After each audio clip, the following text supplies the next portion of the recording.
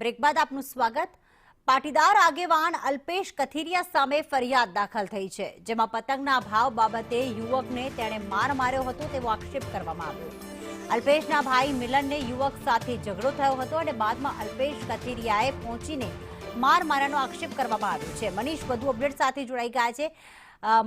મનીષ, જે ફરિયાદ દાખલ થઈ છે તેમાં કઈ બાબતનો ઉલ્લેખ કરવામાં આવ્યો છે? जी बिल्कुल, बात करिए तो सूरत शहરના સટાણા પોલીસ સ્ટેશનની અંદર જાણવાજોગ ફરિયાદ દાખલ થઈ છે। પાટીદાર નેતા અલ્પેશ કથિરિયા છે તે અને તેના ભાઈ મિલન અને અન્ય એક યુવક પર ગુનો દાખલ કરવામાં આવ્યો છે।